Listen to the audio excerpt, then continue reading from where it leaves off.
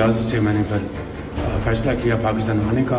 बतौर एक लीडर दी ऑपोजिशन के मेरा फ़र्ज़ है कि मैं अपना फ़र्ज़ मंसूबी निभाऊँ और फिल फॉर वतन वापस लौट जाऊँ। We will do our utmost to help Pakistan and deliver to them what they need to fight the novel coronavirus. This is a moment that demands coordinated, decisive and innovative policy action from the world's leading economies. अस्सलाम वालेकुम नाज़रीन, आप programme देख रहे हैं रूबरू और मैं हूं आपका मेज़बान शौकत पराचा। कोरोना एक मसला है जो हर फर्द का मसला है। कोरोना एक मसला है जो हर ख़ानदान का मसला है। कोरोना एक मसला है जो हर माशरे का मसला है, हर मुल्क का मसला है, हर खित्ते का मसला है और फिर पूरी दुनिया का मसला है। इसलिए कोरोना के ख़िलाफ़ सब ने मिलकर लड़ना है।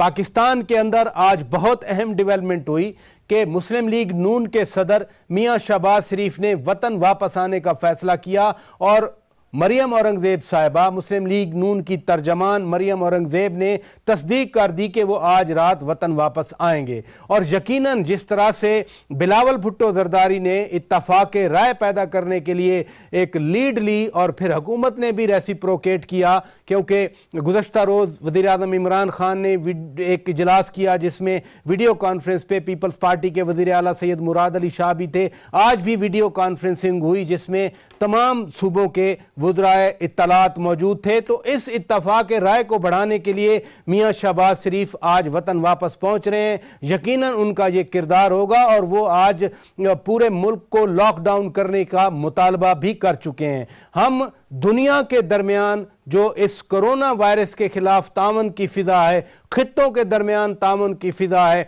अफराद के दरमियान तामन की फ़िज़ा है, माशरों के दरमियान तामन की फ़िज़ा है। हम इस पूरे शो के दौरान इन्हीं अमूर का जायज़ा लेंगे। मेहमानों का तारफ़ करा देता हूँ। मेरे साथ इस्लामाबाद स्टूडियो में मौजूद हैं मोना आलम साहिबा, एंकर पर्सन हैं। बहुत शुक्रिया आप तशरीफ़ ले आई। हमें ज्वाइन किया है पेशावर से जनाब रहीमुल्लाह यूसुफज़ई साहब ने, बहुत सीनियर जर्नलिस्ट हैं, BBC के साथ भी काम करते हैं, दी न्यूज़ में लिखते हैं। बहुत शुक्रिया यूसुफज़ई साहब, आपने वक्त दिया। और नादरीन, दिल्ली से हमें ज्वाइन किया है जनाब सुहासनी हैदर साहिबा ने, ये दी हिंदू अखबार की एडिटर फॉरेन अफेयर्स हैं। बहुत शुक्रिया सुहासनी हैदर साहिबा, आपने वक्त दिया। आप चूँकि बहुत दूर बैठी हैं लिहाजा आप इसे आगाज़ करते हैं। कल भारत में एक रोज़ा कर्फ्यू लग रहा है। एक दिन का कर्फ्यू लगाने के क्या मकासद हैं? शौकत, शुक्रिया and thank you for having me on the show. मुझे लगता है जो कर्फ्यू है 14 घंटे के लिए है, 7 बजे सुबह से 9 बजे शाम तक, जो प्राइम मिनिस्टर नरेंद्र मोदी ने खुद उसका ऐलान किया था। आई थिंक उनका जो मकसद है ये दिखाने के लिए, एक कि लोगों को बताने के लिए कि इसमें हम सब साथ में हैं। तो कुछ ऐसा किया जाए जहां सब एक साथ ही ये जो जिसे सोशल डिस्टेंसिंग बुलाते हैं उससे वाकिफ हो जाएं, एक अंडरस्टैंडिंग बढ़ जाए कि लोगों को घर पे रहना है, काम नहीं करना है, आसपास में मिलना नहीं है लोगों से। तो ये एक ट्रायल पीरियड जैसे है कि 14 घंटों के लिए लोगों को घर पे बिठाया जा रहा है और बताया जा रहा है कि प्लीज आप बाहर ना जाएं। इसके अलावा प्राइम मिनिस्टर ने ये भी कहा था कि इसे एक जनता कर्फ्यू के तहत देखा जाए कि ये लोग खुद घर पे ही रह रहे हैं। आई थिंक डॉक्टर्स के हिसाब से ये जरूर है कि it's kind of symbolic gesture, या फिर लोगों को मेंटली प्रिपेयर किया जा रहा है किसी और इस तरह के लॉकडाउन के लिए या आइसोलेशन के लिए। इससे बढ़कर जो सोशल डिस्टेंसिंग हम कह रहे हैं, पाकिस्तान में भी ये चीज़ें सामने आ रही हैं, यहाँ भी मुख्तलिफ प्रपोजल्स हैं। तो for the time being you mean कि एक सिंबॉलिक है, ये सुबह 7 बजे से या 9 बजे से लेके शाम 5 बजे तक रहेगा। इसमें वो जो एक लिटरल मीनिंग ऑफ कर्फ्यू होता है वो नहीं है।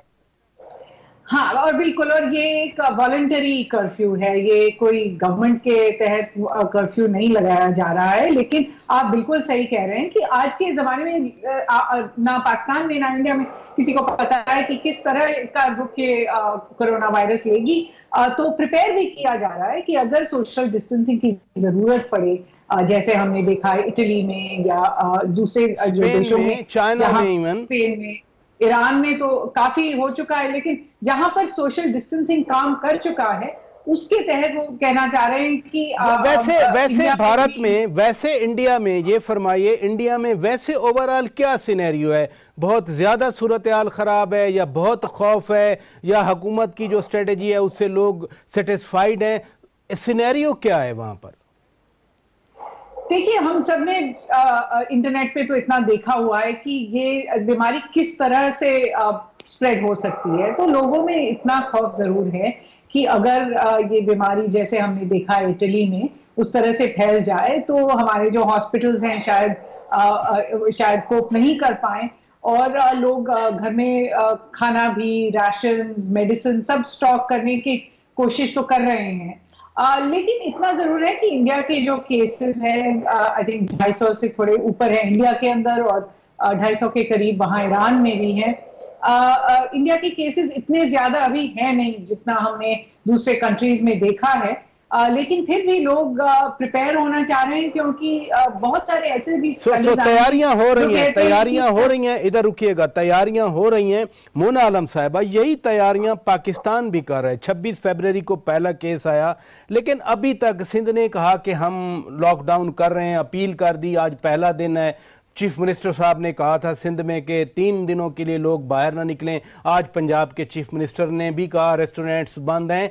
लेकिन जैसे भारत में एक कर्फ्यू सिंबॉलिक लगाया गया है, कल लगेगा, और कहा गया कि लोगों को मेंटली तैयार किया जाए, अभी हम किसी फैसले पे नहीं पहुंचे।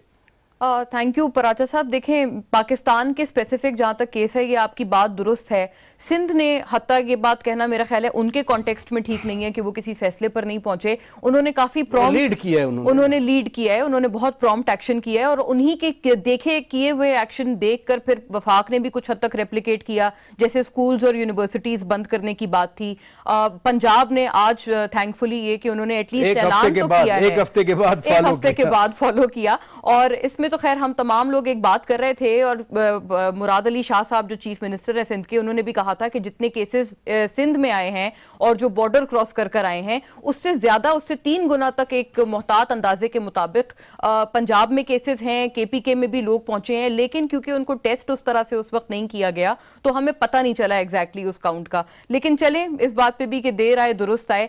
ये जो एक लॉकडाउन वाली बात है ना, मुझे ये बात लगती है, देखें वी हैव टू इम्पोज। आज शहबाज शरीफ ने बाकायदा डिमांड किया, लीडर ऑफ द अपोजिशन है, एक बड़ी पार्टी के सरबराह हैं, उन्होंने हुकूमत से कहा है कि हुकूमत जल्दी लॉकडाउन करे पूरे मुल्क को। डिमांड बिल्कुल जायज है, लेकिन शौकत साहब बात यह है कि डिमांड वो लंदन से बैठकर कर रहे हैं, उनसे कई ज्यादा जो कॉन्क्रीट स्टेप्स हैं, बहुत फैक्चुअल बातें बिलावल भुट्टो कर रहे हैं, बहुत फैक्चुअल बातें पीपल्स पार्टी कर रहे हैं। हम बहुत क्विक होते हैं जब हम पीपल्स पार्टी की बिलावल भुट्टो ने तो मैच्योरिटी शो की है ना, उन्होंने तो अपनी मैच्योरिटी इस क्राइसिस में बताया है सबको कि कैसे क्राइसिस में लीडरशिप डिस्प्ले की जाती है। बट द पॉइंट इज कि आप उनके ऊपर क्रिटिसिज्म में इतना आप तेजी दिखाते हैं, मुझे लगता है जहां पर मैच्योरिटी का मुजाहरा है, उन्होंने बड़ा अच्छा एक ग्राफिकल पूरा एक दिखाकर एक उन्होंने प्रेस कॉन्फ्रेंस में अपनी बताया था कि जिन जिन जगहों पर लॉकडाउन हुआ वहां पर ये जो सिलसिला था लोगों की तादाद बढ़ने का, कोरोना इन्फेक्टेड लोगों की, वो वहीं पर रुक गया।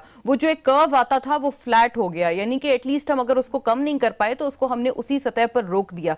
ये एक इंटरनेशनल अच्छी प्रैक्टिस है, बेस्ट प्रैक्टिस है, क्योंकि पाकिस्तान नहीं, ना सिर्फ इंडिया बल्कि पूरी दुनिया इस मसले से जूझ रही है। तो मुझे लगता है इसमें कोई ऐसी बात नहीं है। हम इटली हमारे सामने एक मिसाल है, वहां पर चाइना का जो एक्सपीरियंस हम कहते हैं कि बेस्ट एक्सपीरियंस रहा, चाइना तो इस सिलसिले में एक अच्छी एग्जांपल है। बिल्कुल, वो हत्ता कि डोनाल्ड ट्रंप तो बार बार उसको चाइनीज वायरस कह कहकर मुखातिब कर रहे हैं। मैं आता हूं इस नुक्ते पे, लेकिन जैसे उन्होंने इसको काउंटर किया है, आई थिंक वो हमारे लिए तमाम के लिए वायरस वाली बाकायदा मैं इस पे आता हूं। रहीमुल्लाह यूसुफजई साहब, अभी हम आलमी या रीजनल या लोकल लेवल पर कोऑपरेशन की बात भी कर रहे हैं।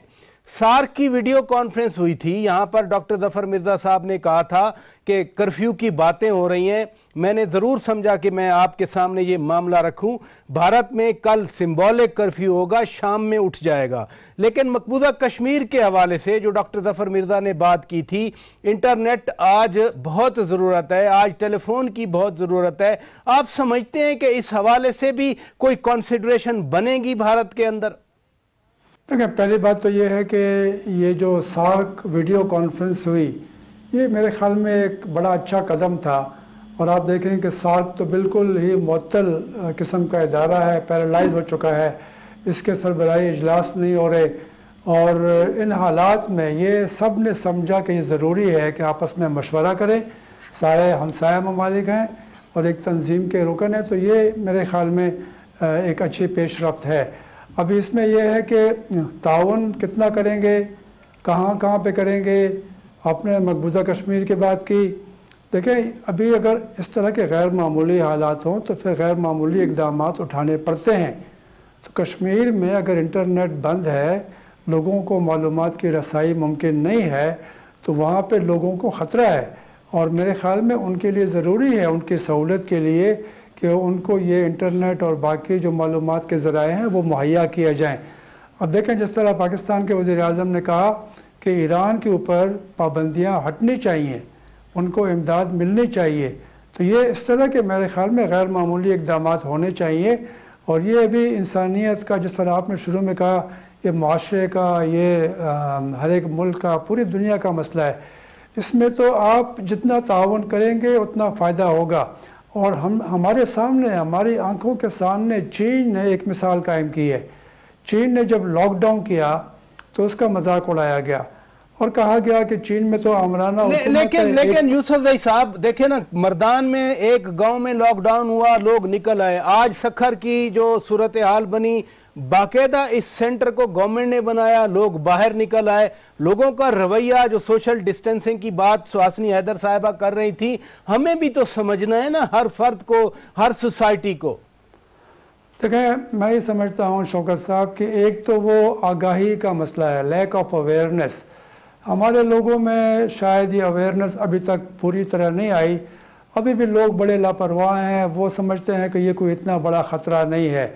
तो अगर जिस तरह इंडिया ने फ़ैसला किया है कि एक दिन का कर्फ्यू लगाएंगे, एक तरह के लोगों की रिहर्सल हो जाएगी, तरबियत हो जाएगी, पहले रज़ाकाराना तौर पे होगा, शायद आगे जाकर फिर हुकूमत जो है वो कर्फ्यू लगा दे।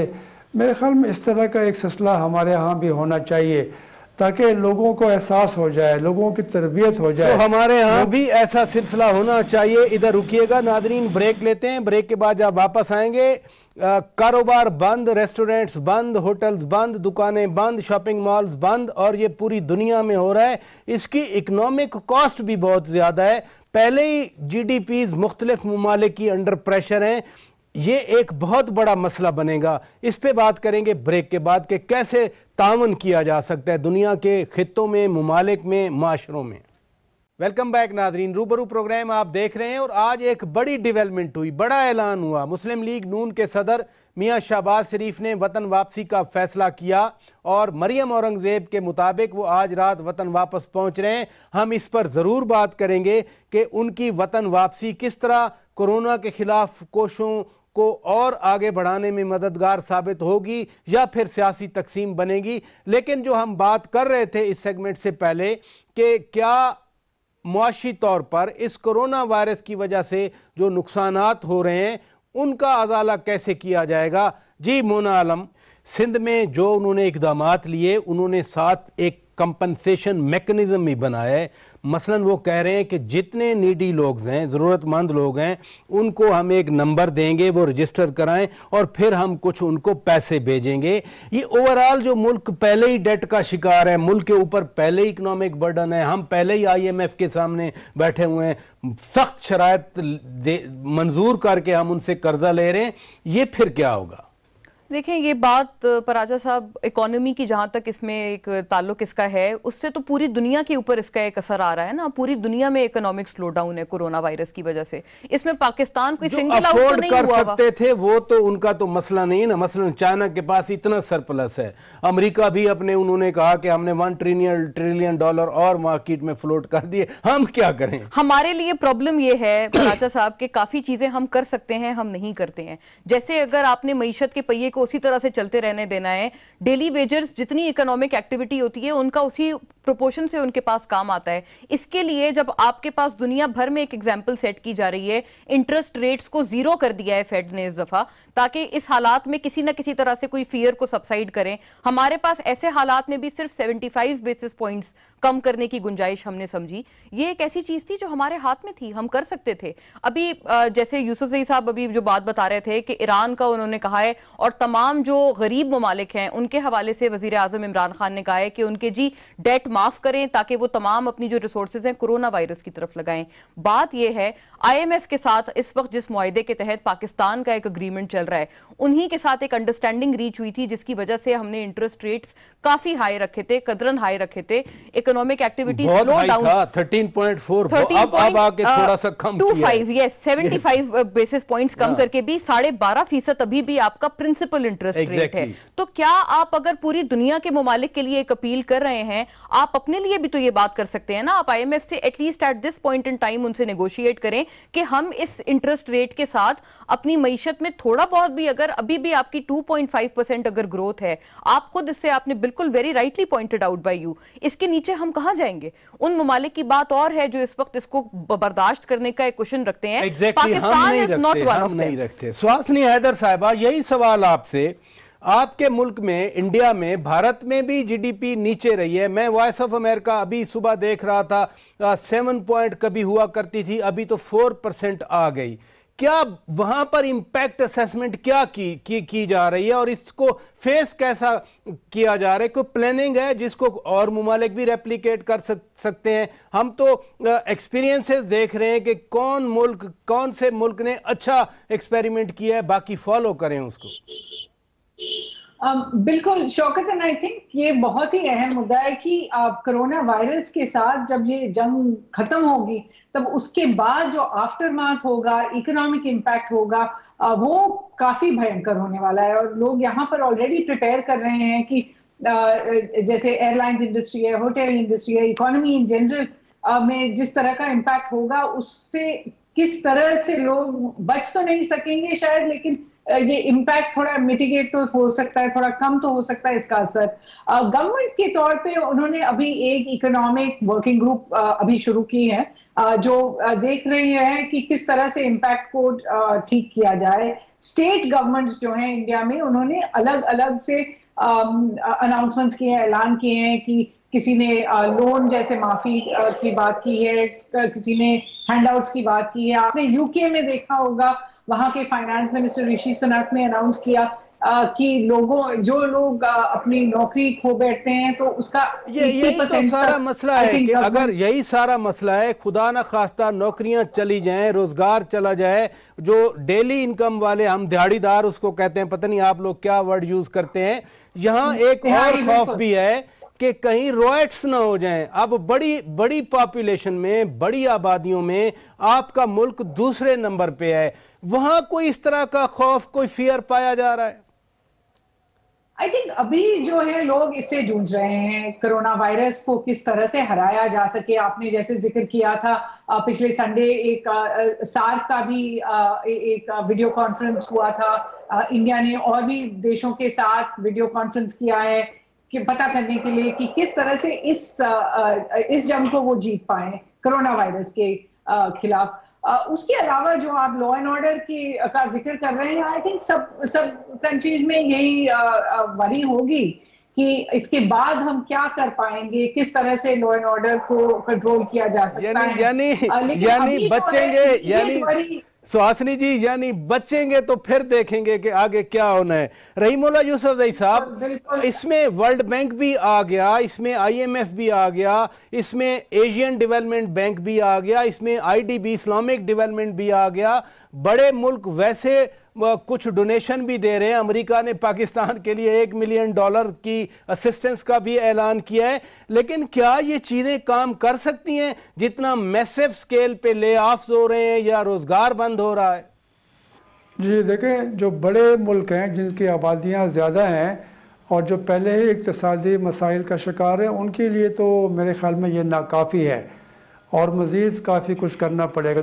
पहली बात तो ये है कि हर हुकूमत को, हर मुल्क को कुछ ना कुछ कॉम्पेंसेशन पैकेज तो देना ही है, जब सारे मुल्क दे रहे हैं तो फिर आपको भी देना है। इसमें तो कोई मेरे ख्याल में दो राय नहीं हो सकती। सिर्फ ये होगा कि उसको वॉल्यूम कितना होगा, कितना आप देंगे, कितने अरसे के लिए देंगे, किस किस को देंगे। क्योंकि अगर अमीर मुल्क हैं, अमेरिका वगैरह मगरिब के ममालिक, वो ज़्यादा दे रहे हैं, हमारे पास ज़ाहिर है इतना कुछ नहीं है। तो हमें फिर बाहर भी देखना है कि बाहर से भी इमदाद आए। और मेरे ख्याल में जो हमने फ़िलहाल ऐलानात किए हैं, अगर वो रकम मुहैया हो जाए तो वो भी जो है काफ़ी है, वो इतनी कम नहीं है। तो मैं समझता हूँ कि ये जो इक़दाम उठाए जा रहे हैं, यही तो फिर हुकूमतों का इम्तिहान होता है कि आप अपने आवाम का कितना ख्याल करते हैं। आप देखें, अगर इसमें पाकिस्तान की हुकूमत या सूबाई हुकूमतें उन्होंने कुछ किया तो उनकी अच्छी साख बन जाएगी, उनके लिए गुडविल पैदा होगी। और आप देखें, ये एक बड़ा अच्छा मौका है कि आप अपनी हेल्थ केयर जो आपके है उसको आप बेहतर बनाएं। यानी आप देखें ना, हमारे यहाँ बड़ी शिकायतें होती हैं कि अस्पतालों का निज़ाम ठीक नहीं है और दवाइयाँ नहीं है और सहूलतें नहीं हैं। अभी भी कहा जा रहा है कि हुकूमत ने बहुत देर कर दी। अभी भी यूसुफ ज़ई साहब, हम देख रहे हैं कि सारा टेम्परेरी आर्जी काम हो रहे हैं। वहाँ इतने 1500 का बेड का हमने आइसोलेशन सेंटर बना दिया, मुल्तान में बन गया, लाहौर में बन गया। 3 अरब रुपए सिंध हुकूमत ने पहले रखे थे, पंजाब ने कल 8 अरब रुपए रख दिए। जो परमानेंट हेल्थ स्ट्रक्चर की बात कर रहे हैं वो अपनी जगह पर, बट यहाँ तो कोई वेल प्लान्ड मैकेनिज्म तो था नहीं। तुफ्तान वाला बॉर्डर खुला रहा, क्या क्राइसिस आया। अब आकर लॉकडाउन पे एक पार्टी कहती है लॉकडाउन करें, दूसरे कहते हैं कि नहीं हमने दिहाड़ीदारों का ख्याल करना है। यूसुफ ज़ई साहब, ये तो अगर जब तक आप बेसिक मैकेनिज्म ही नहीं बनेगा उस वक्त तक तो सॉल्यूशन तो बाद में आएंगे ना। नहीं, बिल्कुल आपकी बात ठीक है। पहली बात तो ये है कि इस मामले में सियासत नहीं होनी चाहिए। ये एक कौमी मसला है, सारी कौम का मसला है। मेरे ख्याल में इसके ऊपर एक इजलास बुलाकर सियासी जमातें वो एक बड़े बड़े नुकात के ऊपर मुत्तफिक हो जाएं और फिर सब मिलकर काम करें। पहली बात तो ये है। दूसरा ये है कि आपकी बात ठीक है, बेसिक इंफ्रास्ट्रक्चर नहीं है। वो सिर्फ सेहत का मामला नहीं है बल्कि तालीम और बाकी शोबों में भी नहीं है। जी हाँ, हमारे यहाँ बहुत कमज़ोरियाँ हैं, लेकिन ये है कि आपने आवाम के ऊपर पैसा खर्च करना है। आपने ये जो आपके पास जो कुछ भी है वो आवाम को ऊपर आप खर्च करेंगे, उनको सहूलतें देंगे, तो फिर ये कहेंगे कि वाकई पाकिस्तान में भी एक हुकूमत है, एक निज़ाम है जो हमारे जो मुश्किलात हैं उनको दूर करने की कोशिश करता है। चले इधर रुकिएगा, मुझे नाजरीन ब्रेक लेना है। ब्रेक के बाद जब वापस आएंगे हम बात करेंगे आलमी सतह पर पाबंदियां भी लग रही हैं, आलमी सतह पर फ़्लाइट्स भी बंद हो रही हैं, फ़्लाइट्स वापस भी भेजी जा रही हैं। और इसमें जो पहले सेगमेंट में बात हो रही थी कि चाइना वायरस, अब तो नो मोर चाइना वायरस। अब तो जहाँ जहाँ दुनिया का कोई मुल्क है, जहाँ जियोग्राफिकल कोई जगह है, वहाँ पर वायरस पहुँच चुका है। कैसे निपटा जाए, तामन को इंश्योर कैसे किया जाए, और ये जो कॉन्फ्रंटेशन है या इनर पॉलिटिकल कॉन्फ्रंटेशन है, इसको कैसे ख़त्म किया जाए, ब्रेक के बाद बात करेंगे। वेलकम बैक नाजरीन, रूबरू प्रोग्राम आप देख रहे हैं। रहीमुल्लाह यूसुफ ज़ई साहब, पाकिस्तान बार बार ईरान पर लगी पाबंदियां हटाने का मुतालबा कर रहा है। आज शाह महमूद कुरैशी साहब ने जर्मन वजीर खारजा से बात की और जर्मन वजीर खारजा ने उन्हें बताया कि कल 7 मुल्कों के वज़ीर खारजा का इजलास हो रहा है, जिसमें डेट रिलीफ के साथ साथ ये ईरान का मामला भी आएगा। क्या आप सोचते हैं, क्या देखते हैं? यूरोप जो मर्जी करता रहे, अमेरिका लीड कर रहा था इन सैंक्शंस को, कुछ ईरान का मामला हल होता या कम से कम कुछ आसानियां पैदा होती नजर आती हैं? देखिए, सारा जो काम है वो अमेरिका का है, अमेरिका के हाथ में है। और ये यूरोपियन जो हैं वो ज़ुबानी बात कर लेंगे, शायद कोई वादा भी कर लें, लेकिन उनके बस में नहीं है। वो फिर अमेरिका की तरफ देखते हैं, अमेरिका ही फैसला करता है।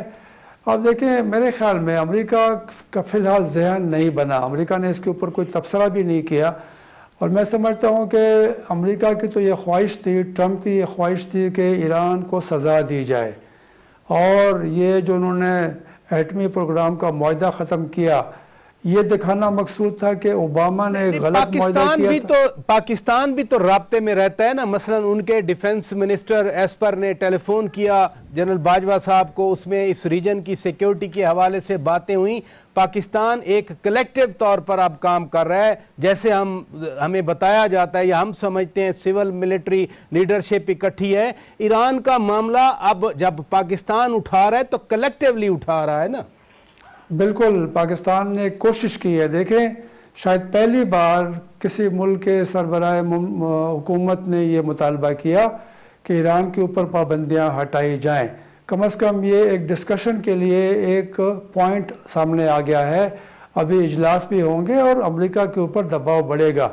दूसरी बात यह है कि देखें, ये जिस तरह ट्रम्प कहते हैं बार बार, उनके वज़ीर ख़ारजा माइक पोम्पियो कहते हैं चाइनीज़ वायरस, वुहान वायरस। जी हाँ, अगर हम कल ये लोग कहना शुरू करते हैं कैलिफोर्निया वायरस, कैलिफोर्निया में केसेस ज़्यादा हैं। कल अगर इटली में लोम्बार्डी वायरस, लोम्बार्डी में केसेस ज़्यादा हैं, नॉर्दर्न इटली जो है। कल अगर हम कहें कि जी ईरान में कुम से ज़्यादा केसेस कह रहे हैं कि फैले हैं, कुम वायरस। या अगर हम पाकिस्तान में कहें तफ्तान वायरस, क्योंकि तफ्तान के रास्ते ईरान से लोग आए और कहा जा रहा है कि उसमें काफ़ी लोग जो थे वो कोरोना वायरस के मरीज़ थे। तो मेरे ख़्याल में ये एक रेसिस्ट किस्म का जुमला है।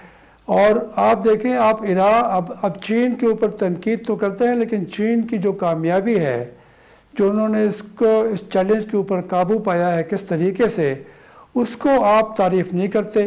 तो मेरे ख़्याल में ये अगर आपस में ताउन करेंगे तो ये मसला हल होने की उम्मीद पैदा होगी। उम्मीद इधर रुकिएगा, तामन ही वाहिद हल है अगर ये किया जाए तो। सुहासिनी हैदर साहिबा, डेट रिलीफ के हवाले से दुनिया के जो बड़े मुमालिक हैं, अमीर मुमालिक हैं, या जिनको हम पावर्स कहते हैं, उन्होंने दिए हुए हैं पैसे, फिर IMF हैं, वर्ल्ड बैंक हैं। भारत के अंदर क्या सोच पाई जाती है? क्या वाकई ये कर्जे माफ होने चाहिए? और ईरान के हवाले से अगर लोग बोल रहे हैं, अगर यूरोपियन यूनियन बोल रही है और ईरान के सदर ने तो पाकिस्तान के वजीर आज़म को खत भी लिखा है कि किरदार अदा करें, वहां भी कुछ ऐसा मामला है या इस पे कोई सोच नहीं है, कोई बात नहीं है?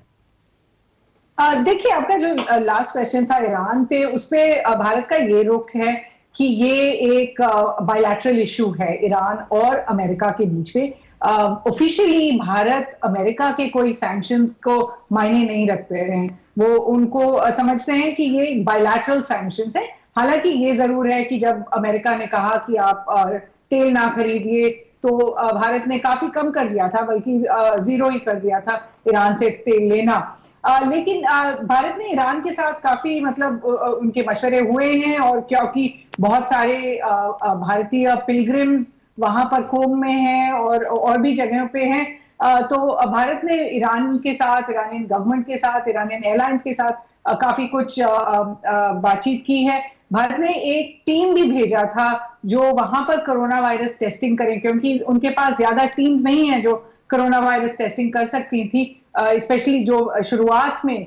और उस टीम ने एक सेटअप किया था, एक स्मॉल मिनी पैथोलॉजिकल लेबोरेटरी वहां पर सेटअप किया था, जो भारत ने फिर ईरान को ही सौंप दिया था। अब दूसरे जो आप कह रहे थे कि लोन्स क्या माफ होंगे या नहीं माफ होंगे, मुझे जरूर लगता है कि लोगों को बातचीत तो करनी पड़ेगी। चले इधर रुकिएगा, ये जो मैं राब्ते और फासले कटने की बात कर रहा था, स्ट्रेटजीज की अभी भी कोई समझ नहीं आ रही। मसलन हमने चाइना से स्टूडेंट्स नहीं बुलाए, तफ्तान से ज़ायरीन को आने दिया। हमने इंडिया के साथ अपना बॉर्डर बंद कर दिया है, वाघा बॉर्डर, लेकिन अफगानिस्तान के लिए हमने खोल दिया कि उनकी ट्रेड होती चले। तो क्लैरिटी क्या सिचुएशन में तब्दीलियों, फास्ट रैपिड चेंजेस की वजह से है, या समझ नहीं पा रहे दुनिया के लोग, दुनिया की रियासतें, दुनिया की हुकूमतें कि करें तो क्या करें? क्लैरिटी की कमी जरूर है, और पाकिस्तान स्पेसिफिक तो आपने जैसे बताया बिल्कुल, ये आपने दो बड़े क्लासिक एग्जांपल्स दिए हैं कि एक तरफ बॉर्डर वहां से बंद है, अफगानिस्तान से खोल दिया, वुहान से ना बुलाए स्टूडेंट्स, लेकिन तफ्तान से उसी तरह से ज़ायरीन आते रहे। ये बिल्कुल एक बड़ी इसमें वाज़े तौर पर नजर आता है कि दो अलग अलग फर्क थे आपके नैरेटिव्स में। थोड़ा बहुत मुझे लगता है कि अब ये ब्रिज होने लगा है। कल आप देखें, वजीर आजम इमरान खान ने एक दफा रूल आउट की है पॉसिबिलिटी कि जी लॉकडाउन होगा, लेकिन आज उन्हीं की पार्टी के पीटीआई की ही हुकूमत है पंजाब में, उन्होंने कर दिया है। तो इसलिए eventually I think you have to come on a common page. इसके अलावा इस बात का हल नहीं है। इससे पहले जो गुफ्तगू हो रही थी शौकत साहब, मैं उस पर कॉमेंट ये करना चाहती हूँ। देखिए, आप दो जाविये से इसको देख रहे हैं, ठीक है, फिजिकली डिस्टेंसेस जो हैं बढ़ गए हैं, लॉकडाउन कर रहे हैं तमाम ममालिक और फ्लाइटें बंद हो रही हैं, लेकिन वर्चुअली स्पीकिंग मुझे लगता है कुछ ना कुछ हम लोग जरा पास भी आ रहे हैं, कुछ आइस मेल्टिंग भी हो रही है। हम तमाम एक ग्लोबल विलेज का हिस्सा हैं। अच्छी बात है, हमने ईरान के लिए आवाज उठाई। उसी तरह से जो इंडिया और फासलों में एक चीज और भी मैं आपसे भी पूछना चाहता हूं, यूसुफजई साहब से भी मैं जरूर पूछूंगा कि शहबाज शरीफ ने डिमांड भी किया लॉकडाउन का, अब उन्होंने वापसी का भी फैसला किया, जैसे कि मरियम औरंगजेब ने तस्दीक भी कर दी कि उन्होंने वापस आने का फैसला कर लिया है। ये स्ट्रेंथन करेगा एफर्ट्स को जब वो इधर आएंगे, क्योंकि एक बिल्कुल हम तो एक क्लीवेज थी पॉलिटिकल जिसमें रह रहे थे, वो वापस आए और बिलावल भुट्टो ने लीड किया कि सब मिलके काम करें, कुछ माहौल भी बेहतर है। शहबाज शरीफ का आना कितना इंपैक्ट देगा हमारी इंटरनल हार्मनी यूनिटी को? There are two aspects to this harmony ना, एक तो इंटरनल है और एक इंटरनेशनल हार्मनी है। इंटरनल हार्मनी में राइटली पॉइंटेड आउट कि शहबाज शरीफ साहब की वापसी से बहुत फर्क पड़ेगा। एक जो इतनी एक कोल्डनेस की फिजा थी और एक दूसरे की शक्ल भी देखने को गवारा नहीं करते थे ये दोनों, अब कोई उनमें हमें कोई हम आहंगी नजर आएगी। बिलावल साहब आप याद करें अपने प्रेस टॉक में उनसे सहाफी बाकायदा सवाल बार बार पूछ रहे थे क्रिटिसाइज करें और उनको कहना पड़ा कि मैं नहीं करूंगा। उन्होंने कहा मैं कोरोना को करूंगा, हम सारा तमाम मिलकर कोरोना को करें, हो जाएगी, सियासत बाद में हो जाएगी। रहीमुल्लाह यूसुफजई साहब, अब आपसे भी यही सवाल है कि शहबाज शरीफ ने बिल आखिर वतन वापसी का फैसला किया है। मरियम औरंगजेब जो उनकी तर्जमान है, उन्होंने उसकी तस्दीक भी कर दी।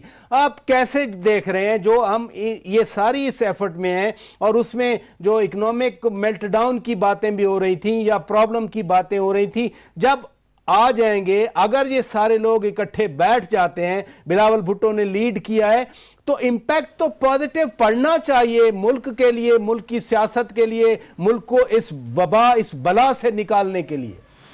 देखें, बिल्कुल आपने जिस तरह बिल आखिर के ऊपर जोर दिया, तो बिल आखिर वो आ रहे हैं, उनको पहले आना चाहिए था और अभी अगर वो आ रहे हैं तो ये एक एमरजेंसी है। एमरजेंसी में जब भी ऐसा सख्त वक्त आता है कौमों के ऊपर, तो फिर आप अपने इख्तलाफात बुलाकर इकट्ठे हो जाते हैं। पाकिस्तानियों ने पहले भी ऐसा किया है, जब भी जंगें हुई, जब भी कोई कुदरती आफात आई, तो पूरी कौम मुत्तहिद हो गई। ये भी एक ऐसा मौका है। दूसरी बात ये भी है कि शहबाज शरीफ को अपनी पार्टी को भी संभालना है। अगर वो आ गए तो शायद वो पार्टी को संभाल लेंगे।